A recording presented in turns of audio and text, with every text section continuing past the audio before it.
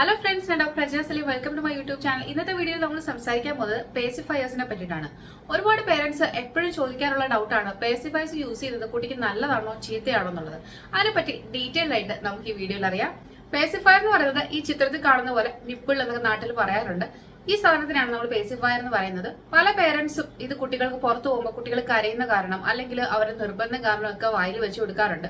പക്ഷെ ഇത് ഗ്രാജുവലി കുട്ടികൾക്ക് അഡിക്ഷൻ ഉണ്ടാക്കുകയും ഈ ഹാബിറ്റ് നിർത്താൻ വേണ്ടിയിട്ട് പേരൻസ് പലപ്പോഴും കഷ്ടപ്പെടാറുണ്ട്.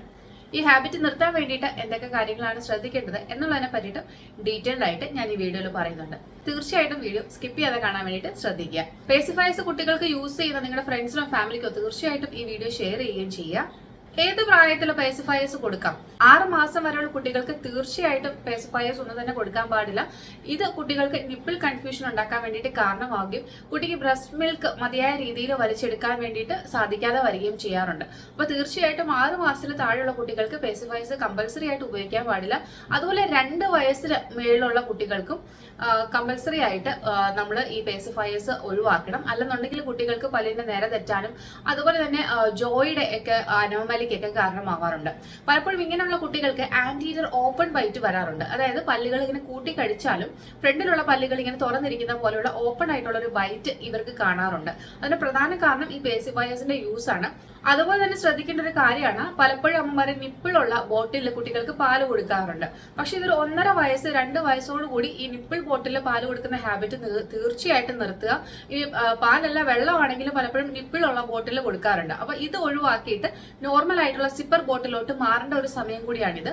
ഒരു 1.25 വയസ്സ് കഴിഞ്ഞാൽ തന്നെ 2 വയസ്സ് കഴിഞ്ഞ് തീർച്ചയായിട്ടും കുട്ടികൾക്ക് നിപ്പിൾ ബോട്ടിൽ കൊടുക്കാനേ പാടില്ല. അതിന് മുന്നേ തന്നെ ഗ്രാജുവലി കുട്ടീനെ സിപ്പർ ബോട്ടിലോട്ട് അല്ലെങ്കിൽ സ്ട്രോ ഉള്ള ബോട്ടിലോട്ട് മാറ്റേണ്ടതാണ്. ഇപ്പൊ വെള്ളമാണെങ്കിലും ആദ്യം വെള്ളം കൊടുത്ത് കുട്ടിയെ ശീലിപ്പിക്കുക. പിന്നെ അത് കഴിഞ്ഞ് കുട്ടിക്ക് പാല് കൊടുക്കുന്നുണ്ടെങ്കിൽ അതും അതുപോലെ സ്ട്രോ ഉള്ള ബോട്ടിലുകൾ തിരഞ്ഞെടുക്കാൻ വേണ്ടിയിട്ട് പാരന്റ്സ് പ്രത്യേകം ശ്രദ്ധിക്കുക.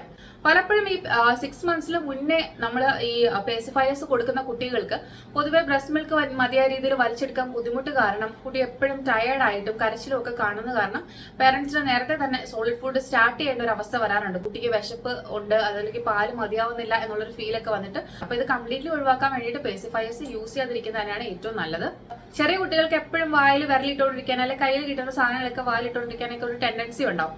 ഇത് പല്ല് വരുന്ന പ്രായത്തിലും അല്ലാത്ത പ്രായത്തിലും ഒക്കെ ഉണ്ടാവും. അപ്പൊ ഈ ടെൻഡൻസി കാരണം പേരൻസ് ഇത് വെച്ച് കൊടുക്കുമ്പോൾ അടങ്ങിയിരിക്കും എന്ന് വിചാരിച്ച് പല പേരൻസും ചെയ്യാറുണ്ട്. തീർച്ചയായിട്ടും അത് ഒഴിവാക്കുക.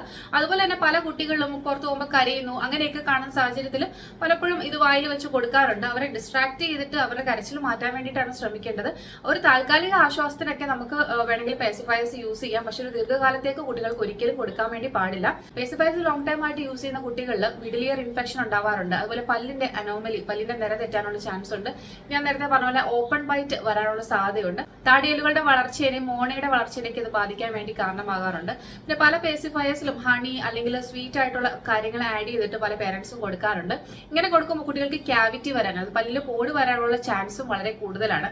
അപ്പൊ അതുകൊണ്ട് ഇങ്ങനത്തെ പ്രവണത തീർച്ചയായിട്ടും ഒഴിവാക്കേണ്ടതാണ്. ആന്റീരിയർ ഓപ്പൺ ബൈറ്റ് ആയതുകൊണ്ട് തന്നെ, അതായത് പല്ലുകൾ ഫ്രണ്ടിൽ ഇങ്ങനെ കൂട്ടിക്കടിക്കാത്തത് കൊണ്ട് തന്നെ നാക്ക് വെളിയിലോട്ട് ഇങ്ങനെ നീട്ടി വരാനും ടങ് ത്രസ്റ്റിംഗ് ഹാബിറ്റ് വരാനും ഒക്കെ ഉള്ള ഒരു സാധ്യതയുണ്ട്. ഇത് കൂടുതൽ അനോമാലിയിലോട്ട് നയിക്കും. അതായത് പല്ലിന്റെ നിര കൂടുതൽ തെറ്റാനും പല്ല് പൊങ്ങാനും ഒക്കെ വളരെയധികം സാധ്യത കൂടുതലായിരിക്കും. അപ്പൊ തീർച്ചയായിട്ടും പേസിഫയേഴ്സ് ഒഴിവാക്കുന്നതാണ് ഏറ്റവും നല്ലൊരു ഓപ്ഷൻ.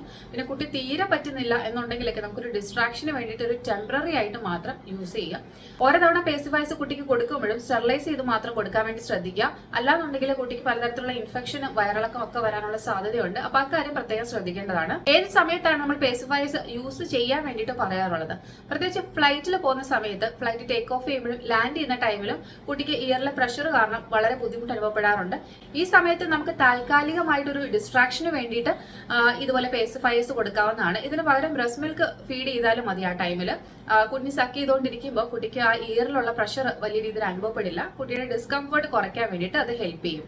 ഇനി അതുപോലെ തന്നെ കുട്ടിക്ക് ഇപ്പോൾ വാക്സിനേഷൻ എടുക്കാൻ പോവുകയാണ് അല്ലെങ്കിൽ എന്തെങ്കിലും ഒരു പ്രൊസീജിയർ ചെയ്യാൻ പോവുകയാണ്, ഈ ടൈമിൽ കുഞ്ഞിനെ ഒന്ന് കാം ആക്കാൻ അല്ലെങ്കിൽ കുഞ്ഞിനെ ഒന്ന് ഡിസ്ട്രാക്ട് ചെയ്യാൻ വേണ്ടിയിട്ട്, കുട്ടിയുടെ ശ്രദ്ധ മാറ്റാൻ വേണ്ടിയിട്ട് നമുക്ക് പേസിഫയേഴ്സ് കൊടുക്കാവുന്നതാണ്. പല കുട്ടികളിലും പേസിഫയേഴ്സിന്റെ അഡിക്ഷൻ കാണാറുണ്ട്. അതായത് പേസിഫയേഴ്സ് യൂസ് ചെയ്ത് അത് നിർത്താൻ പറ്റാത്ത ഒരു സ്റ്റേജിലോട്ട് കുട്ടികൾ പോകാറുണ്ട്. അപ്പൊ ഇത് നിർത്താൻ വേണ്ടിയിട്ട് ചെയ്യേണ്ടത് പേസിഫയറിന്റെ ടിപ്പ്, അതായത് പേസിഫയറിന്റെ അഗ്രഭാഗം ഒന്ന് സിസർ വെച്ചിട്ട് കുറച്ചൊന്ന് കട്ട് ചെയ്ത് കൊടുക്കുക. ഒരു 2-3 ദിവസം അങ്ങനെ കൊടുത്തിട്ട് നെക്സ്റ്റ് ടൈമിൽ കുറച്ചും കൂടി ബാക്കിലോട്ട് വായിലോട്ട് വെച്ച് കട്ട് ചെയ്ത് കൊടുക്കുക. അപ്പൊ കുട്ടിക്ക് ആദ്യമൊക്കെ അത് വായില് ചുമ്മാ ഇരിക്കുന്നത്, പിന്നെ അത് വായില് പിടിച്ചോണ്ടിരിക്കുമ്പോൾ മാത്രം അത് ഇരിക്കുന്ന രീതിയിലാവും. പിന്നെ അത് പിടിച്ചാലും ഇരിക്കാൻ വേണ്ടി ബുദ്ധിമുട്ടുള്ള രീതിയിലാവും. അപ്പൊ ഗ്രാജുവലി ഒരു 2 വീക്സ് ടൈം എടുത്തിട്ട് കുറേശ്ശെ ആയിട്ട് നമ്മൾ കട്ട് ചെയ്ത് കൊടുക്കുകയാണെങ്കിൽ കുട്ടിക്ക് ഇത് ആ ഒരു സക്ഷൻ കിട്ടാത്തത് കൊണ്ട് തന്നെ കുട്ടിക്ക് അത് വലിച്ചു കുടിക്കാൻ ബുദ്ധിമുട്ടായിരിക്കും. അങ്ങനെ കുട്ടി തന്നെ ഇത് സ്റ്റോപ്പ് ചെയ്യുന്നതായിരിക്കും. ഇന്നത്തെ എന്റെ വീഡിയോ എല്ലാവർക്കും ഇഷ്ടമായെന്ന് വിചാരിക്കുന്ന വീഡിയോ ഇഷ്ടമായി ലൈക്ക് ചെയ്യുക, ഷെയർ ചെയ്യുക. നിങ്ങൾക്ക് അറിയേണ്ട എന്തെങ്കിലും ടോപ്പിക്കുകൾ ഉണ്ടെങ്കിൽ തീർച്ചയായിട്ടും കമന്റ് സെക്ഷനിൽ കമന്റ് ചെയ്യാവുന്നതാണ്. Thank you for watching my video. Thank you.